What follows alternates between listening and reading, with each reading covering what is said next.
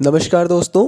आज की इस वीडियो में हम प्राचीन भारत के इतिहास ये जो विषय है इसके अंतर्गत एक बहुत ज़्यादा इम्पोर्टेंट टॉपिक है सिंधु घाटी सभ्यता।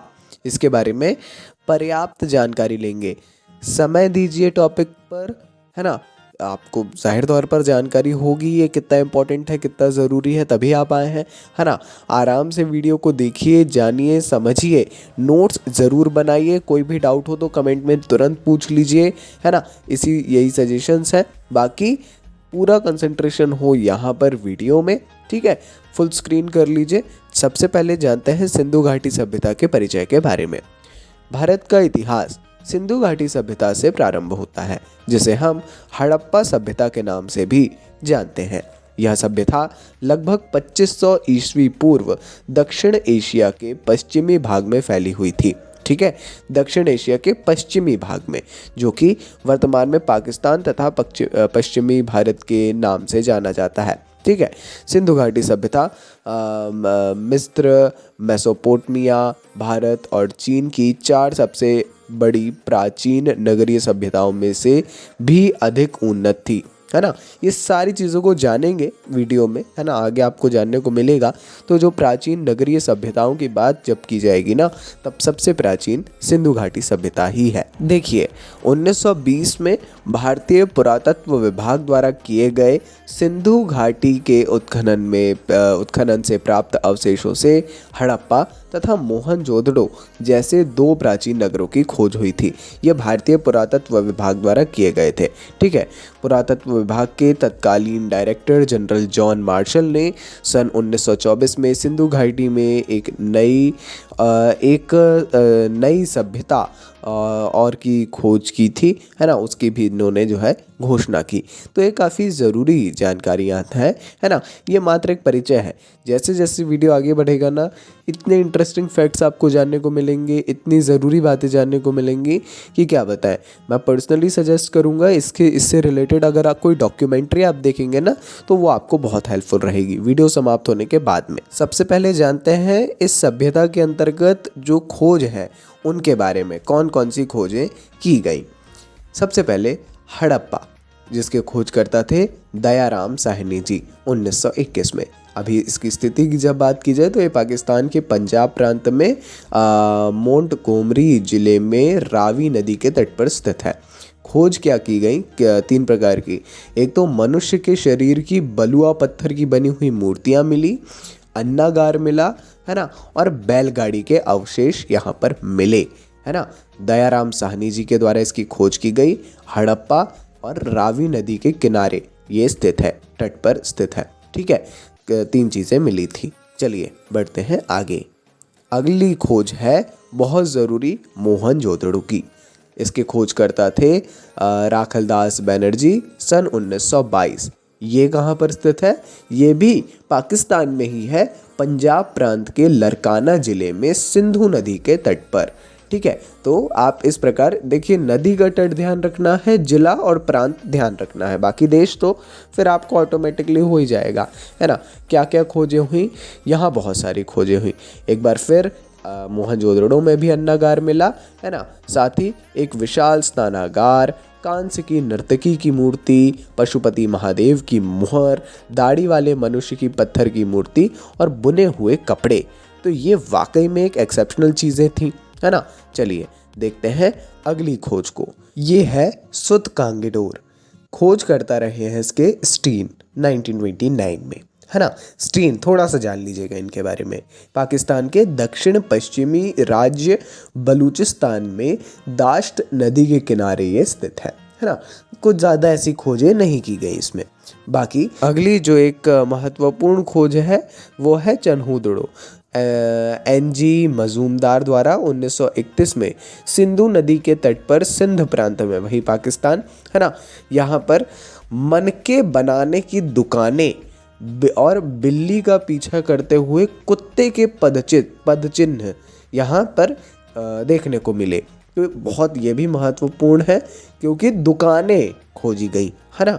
तो वो एक अर्थव्यवस्था की दृष्टि से भी एक इम्पॉर्टेंट चीज़ को दर्शा रही है ना। आगे हम एक एक क्षेत्र को भी जानने वाले हैं इसमें। आगे बढ़ते हैं। एक है आमरी। आमरी को भी जो है NG मजूमदार के द्वारा लेट 1935 में खोजा गया। सिंधु नदी के तट पर खोजा गया। क्या खोज थी ये? हिरण के साक्ष्य मिले थे, है ना, हिरण के साक्ष्य, ठीक है। और फिर कालीबंगन एक और स्थान है, घोष के द्वारा 53 में काफ़ी समय के बाद जो है खोज की गई, राजस्थान के घग्गर नदी के किनारे। यहाँ क्या मिला? अग्नि वेदिकाएं, ऊँट की हड्डियाँ और लकड़ी का हल। सबसे महत्वपूर्ण है यहाँ लकड़ी का हल, ठीक है। तो घोष के द्वारा इन सब की खोज की गई, ठीक है। राजस्थान में घग्गर नदी है इसके किनारे पर, है ना। तो काफ़ी ज़रूरी ये भी है। ये सभी खोजें हैं, ऐसा नहीं कि एक नहीं की, अलग अलग लोगों ने। एक है इसी प्रकार से लोथल, R राव के द्वारा 53 में ही कैम्बे की कड़ी के नज़दीक भोगवा नदी के किनारे पर स्थित इस स्थान की खोज की गई, जहां पर मानव निर्मित बंदरगाह, गोदीवाड़ा, चावल की भूसी, अग्नि वेदिकाएं और शतरंज का खेल ये देखने को मिला, ठीक है। तो अब यहाँ सबसे ज़रूरी शतरंज का खेल है, मानव निर्मित बंदरगाह है ना। तो काफ़ी मतलब इन सारी चीज़ों से ही कनेक्ट होते आज हम इस टॉपिक को बहुत अच्छे तरीके से पढ़ पा रहे हैं, ठीक है। सुरकोदता क्या है? JP जोशी के द्वारा 1964 में खोजा गया, जिसमें घोड़े की हड्डियां और मनके मिले। मनके समझते हैं आप लोग, है ना। चलिए, एक था बनावली, एक स्थान है बनावली, RS विष्ट के द्वारा 1974 में हरियाणा के हिसार जिले में स्थित है ना। इसमें भी क्या मिला? मनके, जौ, हड़प्पा पूर्व और हड़प्पा संस्कृतियों के साक्ष्य। इसमें हड़प्पा पूर्व और हड़प्पा संस्कृतियों के साक्ष्य मिले। तो कहीं ना कहीं ये भी एक बहुत इंपॉर्टेंट हो गया। और एट लास्ट और द मोस्ट इम्पॉर्टेंट, धौलावीरा जो है हाल ही में हेरिटेज साइट में भी जुड़ा है। RS विष्ट ने 85 में खोजा, गुजरात के कच्छ के रण में स्थित है, जिसमें जल निकासी प्रबंधन और जल कुंड, मुख्यतः ये दो चीज़ें देखने को मिली। और सबसे महत्वपूर्ण है जल का जो प्रबंधन इसमें जल के निकास का देखने को मिला ना, वो है ना। और वो बिल्कुल अभी के ही आधुनिक प्रकार का था। ये सभी चीज़ें जो मिली हैं वो ये दर्शा रही हैं कि उस समय भी कितनी आधुनिकता के साथ में मानव का जीवन था, है ना।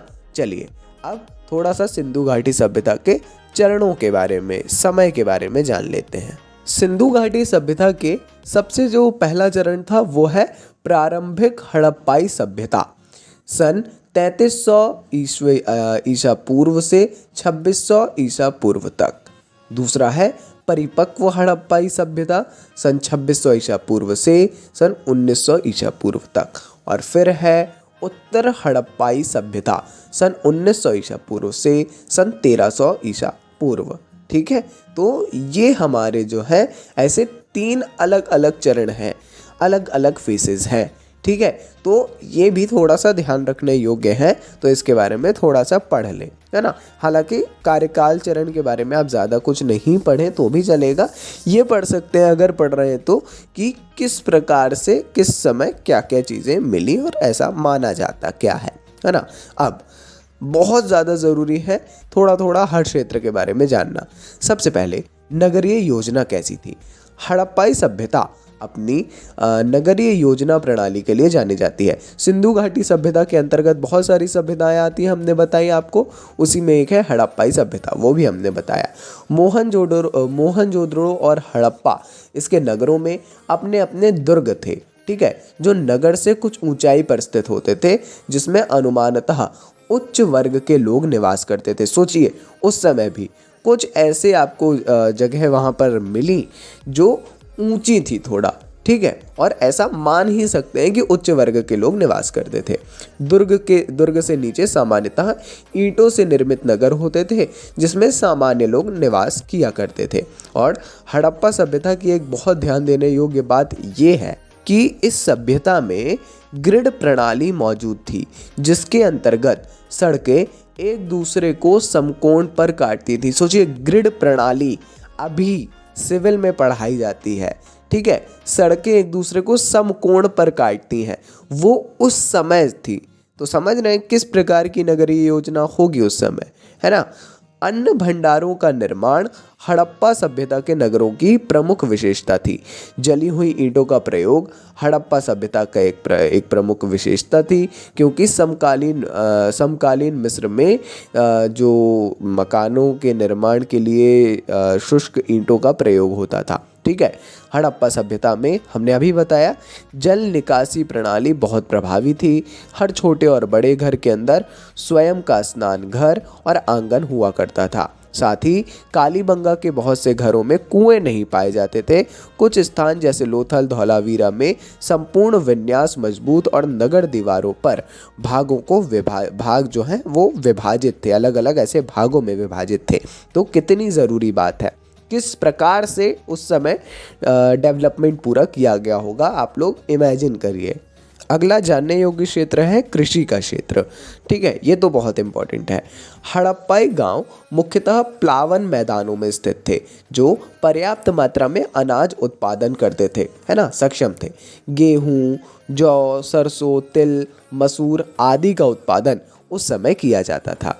गुजरात के कुछ स्थानों से बाजरा उत्पादन के संकेत भी मिले हैं। ठीक है, जबकि यहाँ चावल के प्रयोग के संकेत तुलनात्मक रूप से बहुत ही दुर्लभ मिलते थे, है ना, मिलते हैं, मतलब उस क्षेत्र में आप देख ही सकते हैं, है ना, चावल वगैरह का वर्त अभी भी।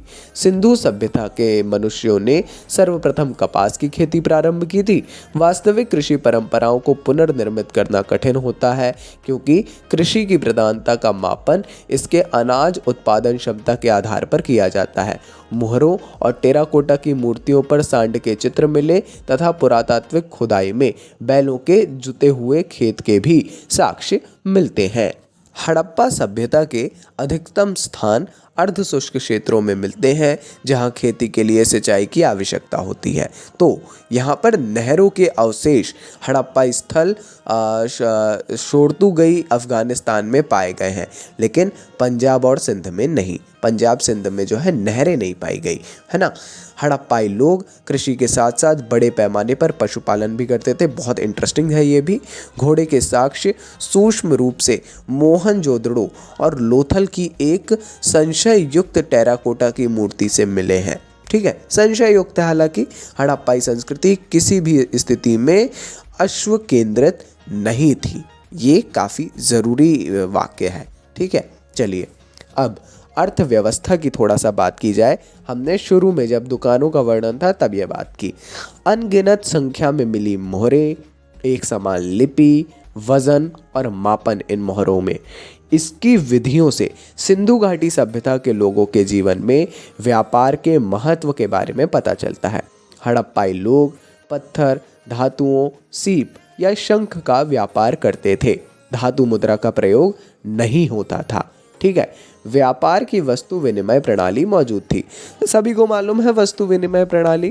ठीक है, अरब सागर के तट पर उनके पास कुशल नौवहन प्रणाली भी मौजूद थी। उन्होंने उत्तरी अफगानिस्तान में अपनी व्यापारिक बस्तियां स्थापित की थी, जहां से प्रामाणिक रूप से मध्य एशिया से सुगम व्यापार होता था।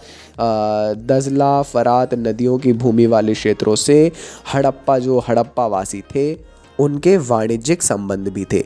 तो आप इससे समझ पा रहे होंगे स्लाइड से, स्पेशल मार्केट्स डेवलप किए गए थे और वाणिज्य के क्षेत्र में भी कई कार्य किए जा रहे थे। अब शिल्पकला की बात करते हैं। हड़प्पाई कांस्य की वस्तुएं निर्मित करने की विधि उसके उपयोग से भली भांति परिचित थे। तांबा राजस्थान की खेतड़ी खान से प्राप्त किया जाता था और टिन अनुमानतः अफगानिस्तान से लाया जाता होगा। बुनाई उद्योग में प्रयोग किए जाने वाले ठप्पे बहुत सी वस्तुओं पर पाए गए हैं। बड़ी बड़ी ईंट निर्मित संरचनाओं से राजगिरी जैसे महत्वपूर्ण शिल्प के साथ साथ राजमिस्त्री वर्ग के अस्तित्व का भी पता चलता है। राजगिरी और राजमिस्त्री, सोचिए, हड़प्पाई नाव बनाने की विधि, मनका बनाने की विधि, मोहरे बनाने की विधि से भली भांति परिचित थे। टेराकोटा की मूर्तियों का निर्माण हड़प्पा सभ्यता की महत्वपूर्ण शिल्प विशेषता थी। काफ़ी ज़रूरी है शिल्पकला के क्षेत्र में। जौहरी वर्ग सोने चांदी और कीमती पत्थरों से आभूषण का निर्माण करते थे। मिट्टी के बर्तन बनाने की विधि पूर्णतः प्रचलन में थी। हड़प्पा वासियों की स्वयं की विशेष बर्तन बनाने की विधियां थीं। हड़प्पाई लोग चमकदार बर्तनों का निर्माण किया करते थे। ठीक है, तो सोचिए सोने चांदी और कीमती पत्थरों से आभूषण का निर्माण होता था, है ना। तो बहुत बहुत बड़ी बात है ये। ठीक है, और चमकदार बर्तनों का निर्माण भी उस समय होता था। तो जब आम तौर पर लेक्चर में या सुना जाता है ना इन सब चीज़ों को, तो काफ़ी ज़्यादा इमेजिनरी माना जाता है, मगर ये सब वास्तविक तौर पर हुआ है ना, और हम सब आज इसको पढ़ रहे हैं। अब एक काफ़ी इम्पॉर्टेंट विषय है धर्म। देखिए उस वक्त अभी जो है टेराकोटा की लघु मूर्तियों पर एक महिला का चित्र पाया गया, मतलब खोज में। इसमें से एक लघु मूर्ति में महिला के गर्भ से उगते हुए पौधे को दर्शाया गया। गर्भ से पौधा, है ना। हड़प्पाई पृथ्वी को उर्वरता की देवी मानते थे और पृथ्वी की पूजा उसी तरह करते थे जिस प्रकार मिस्र के लोग नील नदी की पूजा देवी के रूप में करते थे। मतलब प्रकृति के प्रति जो है भगवान उसको माना जाता था। पुरुष देवता के रूप में मोहरों पर 3 श्रृंगी चित्र पाए गए हैं जो कि योगी की मुद्रा में बैठे हुए हैं। देवता के एक तरफ हाथी, एक तरफ बाघ, एक तरफ गेंडा, उनके सिंहासन के नीचे भैंसा का चित्र बनाया गया है। उनके पैरों के पास 2 हिरणों के चित्र हैं। चित्रित भगवान की मूर्ति को पशुपति महादेव की संज्ञा दी गई है जो खोज करता है उनके द्वारा। तो देखिए यहाँ पर ये आप देख पाएंगे कि प्रकृति को ही प्रकृति से संबंधित ही भगवान है ना। मंदिर वगैरह नहीं पाए जाते हैं, है ना, नहीं पाए गए ज़्यादा। ये आप चीज़ ध्यान रखिए। विशेष कोई आप समझे कि मंदिर टाइप का कुछ हो तो वो बहुत ही कम, नहीं ही पाया गया। ठीक है, देखिए सिंधु घाटी सभ्यता के लोग वृक्षों तथा पशुओं की पूजा किया करते थे। सिंधु घाटी सभ्यता में सबसे महत्वपूर्ण पशु एक सींग वाला गेंडा था और दूसरा सबसे महत्वपूर्ण पशु था कुबड़ वाला सांड, है ना। और साथ में सबसे ज़रूरी अत्यधिक मात्रा में ताबीज भी यहाँ प्राप्त किए गए खोज के दौरान, है ना। तो ये दर्शा रहा है कि उस दौरान भी पूजा पाठ और ये सारी चीज़ें थी, प्रकृति से रिलेटेड ज़्यादा थी, है ना। उर्वरता की देवी पृथ्वी को माना जाता था। ये वाक्य, ये जो टर्म है ये इम्पॉर्टेंट है एग्जाम पॉइंट ऑफ व्यू से भी। तो आज के इस वीडियो के माध्यम से सिंधु घाटी सभ्यता, ये पूरा विषय बहुत शानदार तरीके से कवर किया। हाँ, कोई टॉपिक छूट गया हो, वैसे हमने ऐसा होने नहीं दिया है। हाँ, मगर छूटा हो तो बता दीजिए, बिल्कुल उस बारे में करेंगे। आप जितना बोलेंगे उतना। कोई अन्य फीडबैक हो प्लीज़ दीजिए, कोई भी बात हो तो प्लीज़ हमको बताइए, वो बहुमूल्य है जिससे हम और सुधार सके अपने कंटेंट को। बाकी ये थी अंतिम जानकारी आज के इस वीडियो की। अगर वीडियो अच्छा लगा हो तो आप लाइक कर सकते हैं, चैनल पर नए हैं तो सब्सक्राइब कर सकते हैं। अंत तक जुड़े रहने के लिए धन्यवाद। मिलते हैं अगले वीडियो में ऐसी ढेर सारी जानकारी के साथ। नमस्कार। Dynamic impulsion.